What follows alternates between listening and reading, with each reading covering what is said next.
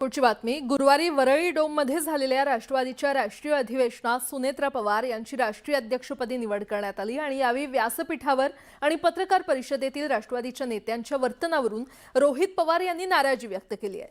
सुनेत्रा पवार यांना कंट्रोल करू अशा भ्रमात कोणी राहू नये असा थेट इशाराच त्यांनी दिलाय. पाहूयात. होय, मी आज म्हणतोय की सुनेत्रा पर्व महाराष्ट्रामध्ये आजपासून सुरू झालेला आहे. एक तर महाशय असे बोलले की म्हणजे नवीन पर्व त्या ठिकाणी सुरू झाले. अजित पर्व संपणारच नाही. ज्याला जागा सुद्धा कुठं द्यायची तर ते नेते तिथे ठरवणार. कुणीतरी नेता काकींच्या खांद्यावर हात ठेवतो, कोणीतरी ओढतं.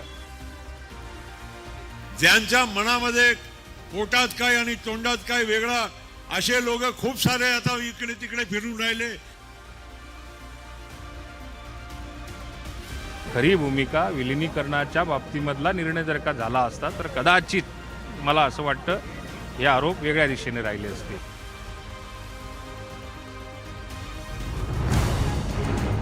गुरुवारी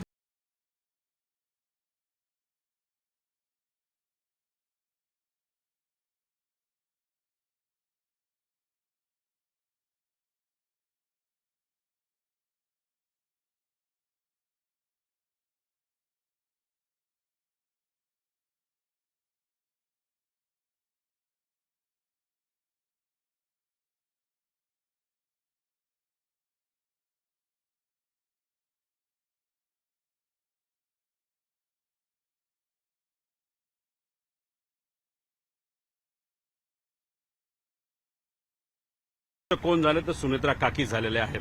त्याच्याच बरोबर आज उपमुख्यमंत्री कोण आहेत तर सुनेत्रा काकी आहेत. त्यामुळे तिथं वागत असताना स्टेजवर आणि इतर गोष्टीमध्ये जरा सांभाळून वागा, कारण महाराष्ट्र तिथं बघतोय. एक तर महिलांचा आदर ठेवणं हे महत्वाचं आहे आणि दादांची वचक काय होती, दादांचं प्रेम कार्यकर्त्यांवर होतं, आमदारांवर होतं आणि महाराष्ट्रावर होतं. पण या जे काही 4 नेते आहेत त्यांचं वचक तर नक्कीच दादांचा तिथं होता. सुनेत्रा वहिनी पवार यांची राष्ट्रीय अध्यक्षपदी पक्षाच्या निवड झाली. त्या निवडीनंतर पत्रकार परिषदेमध्ये सुद्धा त्यांना बोलायला संधी या चांडाळ चौकडीने दिली नाही. त्यानंतर कार्यक्रमाच्या व्यासपीठावर अजितदादांचे धाकटे चिरंजीव जय पवार जेव्हा व्यासपीठावर आले, त्यांना ज्या पद्धतीनं अंगुली निर्देश करून प्रफुल्ल पटेल यांनी इशारा दिला कुठे बसायचं ते, याच्यावरून कळतं दादांच्या नंतर दादांच्या कुटुंबियांची हेळसांड आणि अवमान कशा पद्धतीनं प्रफुल्ल पटेल, सुनील तटकरे, धनंजय मुंडे करत आहेत हे आपण सर्वजण पाहत आहोत.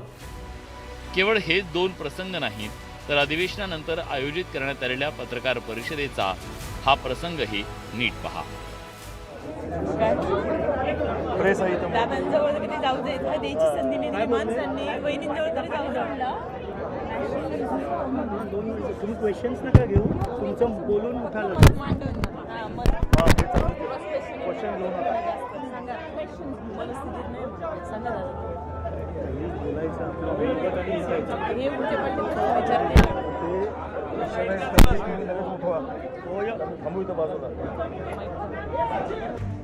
माध्यमांच्या माईकवर रेकॉर्ड झालेल्या राष्ट्रवादीच्या नेत्यांच्या या कुजबुजीनं राजकीय वर्तुळात पुन्हा चर्चा रंगली.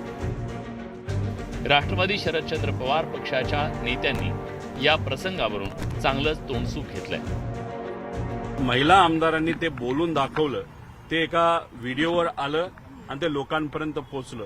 याच्यावरच समजून घ्या की एखाद्या नेत्याला जर आमदारांपासूनच लांब काही लोक ठेवत असतील, ते 4 लोक ठेवत असतील, तर मग बाकीच्यांचं काय. तरी दादा हे दादा असल्यामुळे त्या गोष्टी तशा होऊन देत नव्हते. पण तरी जर होत असेल तर काकींनी सुद्धा कुठेतरी सांभाळून राहिलं पाहिजे, एक पुतण्या म्हणून त्या ठिकाणी विनंती करतो. आमदार सरोज आहिरे असं म्हणाल्या की आम्हाला दादांच्या जवळ तुम्ही कधी जाऊ दिलं नाही, आता किमान वहिनीच्या जवळ तरी जाऊ द्या. ही जी काय आर्त विनवणी त्या आमदार करत होत्या आणि ते सगळं रेकॉर्ड झालं, हे फार गंभीर आहे. या चांडाळ चौकडीला खरं तर पक्ष ताब्यातच घ्यायचा होता. परंतु रोहित पवार यांनी सातत्याने भूमिका मांडल्या.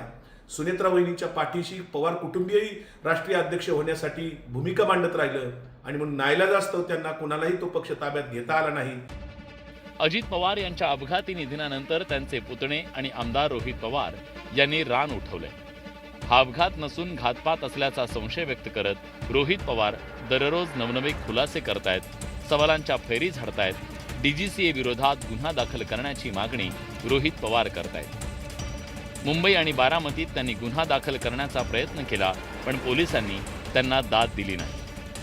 राष्ट्रीय अध्यक्षाची निवड होणार हे अगोदरच ठरलं होतं। आता त्यांनी काल इथं FIR घेतली नाही, त्याचा स्टंट केला, तिकडे FIR घेतले, बारामतीत स्टंट केला। तर you know better than me that की हे कसं असतं, न्यूज किलिंग ज्याला म्हणतात ना, हे सगळा प्रकार तसा आहे।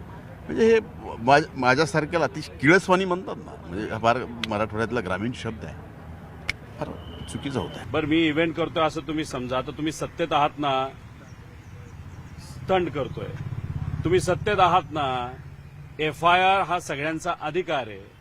मी विरोधात आहे म्हणून तुम्ही माझा FIR घेऊन देत नाही, नाही तर घेतला जात नाही।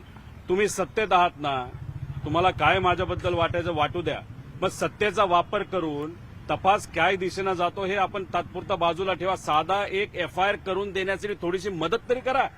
भाषणं नुसती करत चाललेला आहात तुम्ही।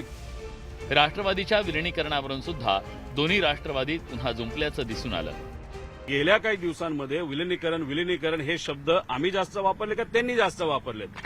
अजितदादा पक्षाचे जे कोणी चार जे लोक आहेत त्यांनी काय केलंय, तर त्यांनी फक्त हे विषयाला जिवंत ठेवलेलं आहे का, याच्याशिवाय त्यांचं महत्व तिथं दिसत नाही।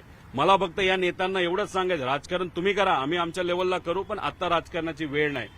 अनेक लोक काही वेगवेगळ्या विधानं करायला लागले, ज्यांच्या काही घेणं नाही देणं नाही आपला पक्षाची, ते लोक आमच्या पक्षामध्ये आम्ही कसं चालवावं, आम्ही काय करावं, कोणत्या दिशेने जावं, याच्या आम्हाला उपदेश देत होते।